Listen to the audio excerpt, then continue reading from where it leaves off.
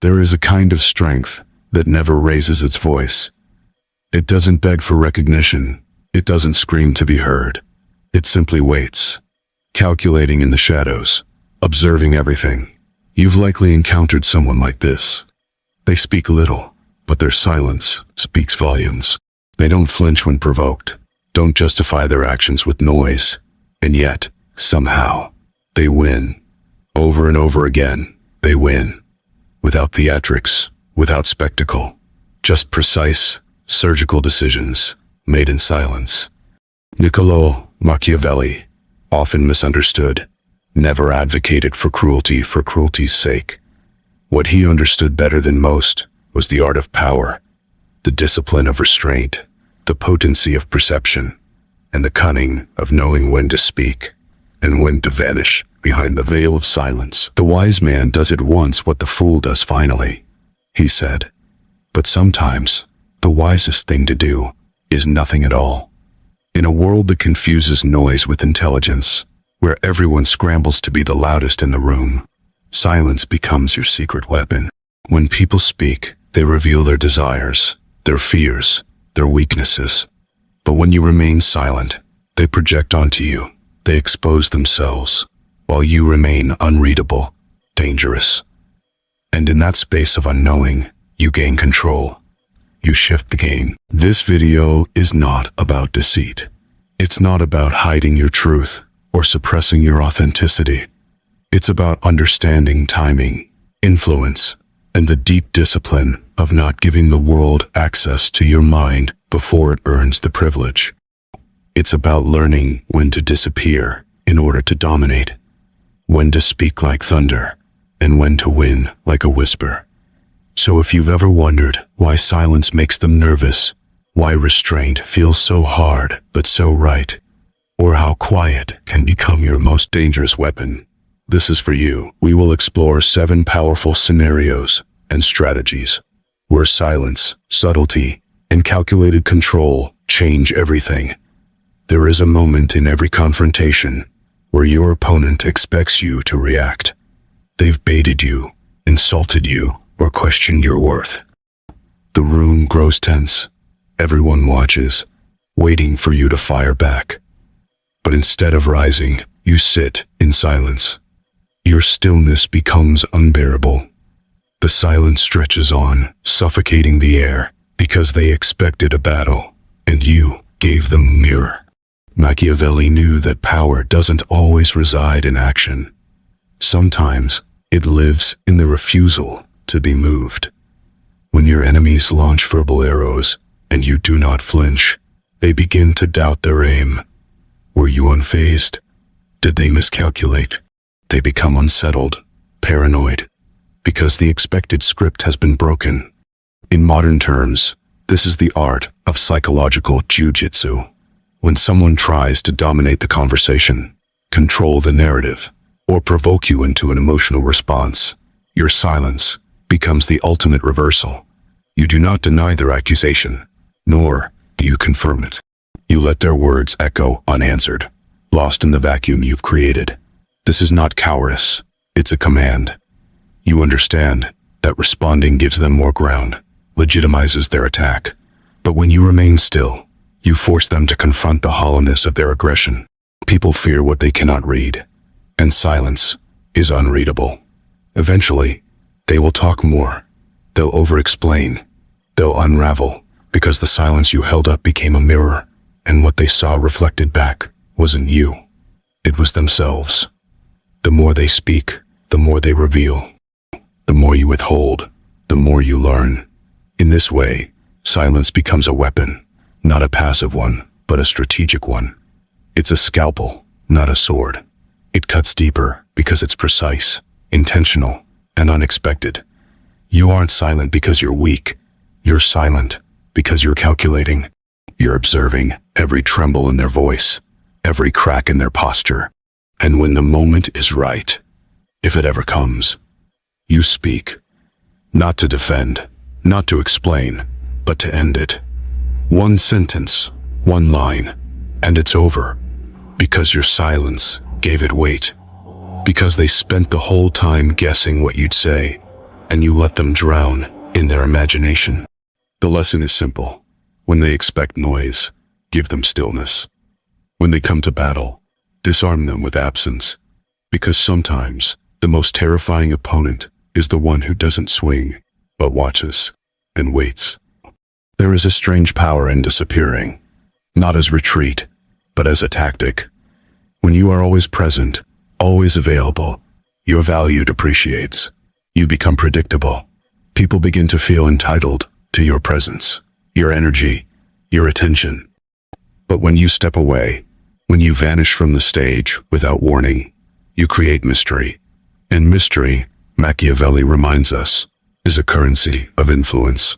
A sudden absence forces people to notice what they've taken for granted. Your silence becomes deafening.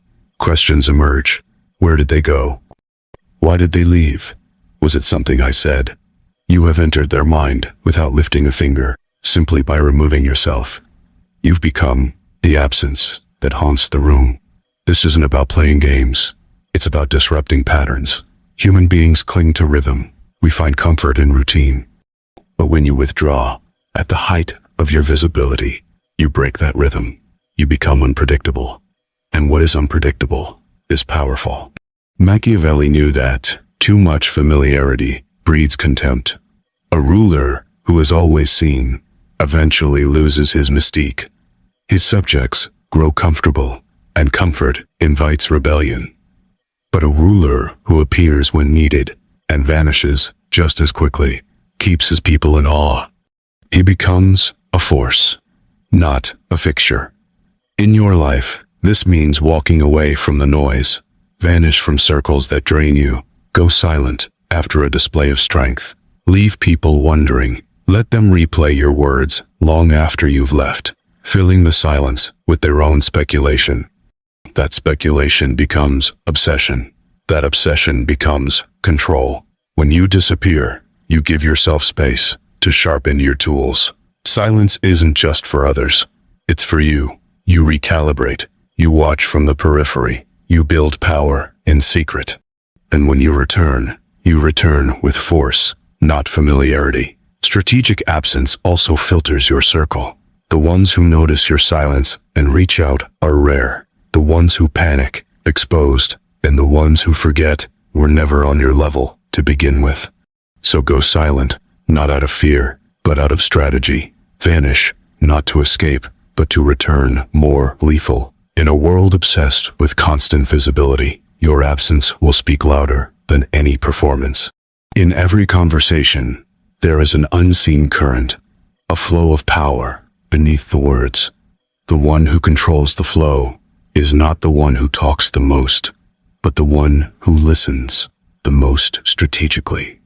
The one who makes others talk. The one who remains quiet long enough for everyone else to expose themselves. This is conversational judo, and it begins with silence. Machiavelli taught that influence often comes from perception. The less you speak, the more weight your words carry when you do. The quiet one is watched more closely. Their approval is craved. Their opinion, when offered, is treated like revelation. Because in a world of noise, silence becomes gold. The paradox is this: the more you speak, the more predictable you become. People begin to map your thoughts, your fears, your boundaries.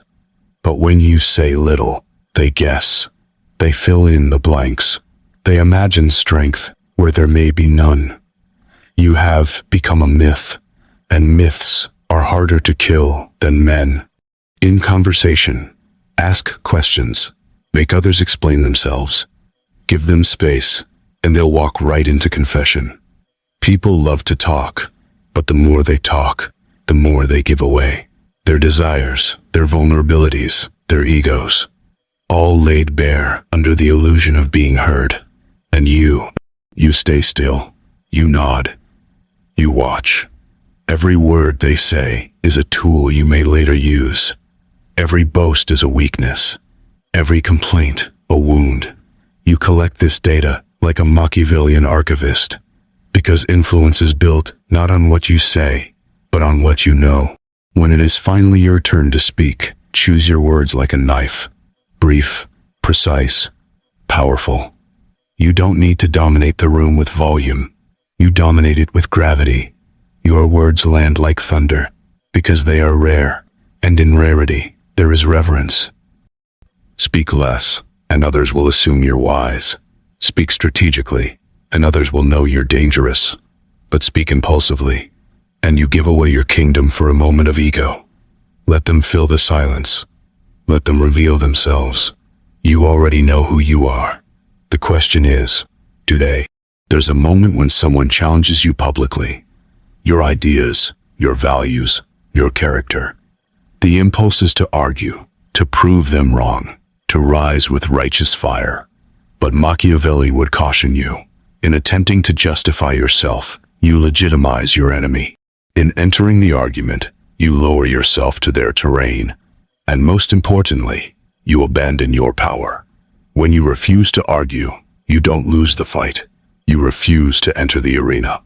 And that absence speaks louder than any retort. Because in truth, most people don't argue to understand. They argue to dominate, to trigger you, to steal your composure. And when you do not give it to them, they burn in their own flames. Let them talk, let them scream, let them try to provoke you. Watch their voice rise, their reasoning crumble, their credibility erode. You say nothing. You let them light the fire, dance in it, and ultimately fall into it. Because the one who argues hardest often looks the most desperate. Silence in the face of accusation doesn't mean surrender. It means sovereignty. You're not defending your throne because it was never threatened. You're not rushing to speak because nothing they say can alter your truth. You are still because you're certain. This discipline requires ego death. It requires walking away from the addiction of being right, from the theater of vindication. But those who master this silence develop an aura that can't be touched. They become untouchable, not because they never bleed, but because they never beg. In time, your silence becomes legend. They couldn't even provoke a reaction, they'll say. They just smiled. And that smile will haunt your enemies more than any rebuttal ever could. Because they didn't just lose the argument, they lost their image trying to win it. So next time someone challenges your character in front of a crowd, pause. Ask yourself, what do they gain if I respond? And more importantly, what do I gain if I don't? Sometimes, the ultimate dominance isn't winning the argument. It's refusing to play their game at all. In the theater of power, every word uttered and every silence maintained crafts your narrative. Machiavelli taught us that leadership isn't merely about commanding attention, but about commanding respect through calculated actions and deliberate restraint. By embracing the wisdom of knowing when to speak and when to hold back, you position yourself not just as a participant in the game of power, but as a master of it. Silence, when wielded with intent, becomes more than absence. It becomes influence. So, as you navigate the complexities of leadership and ambition, remember, sometimes the most powerful statement is the one left unsaid. In the realm of strategy and success, it's not always the loudest voice that prevails, but the most discerning one. Shut up and win.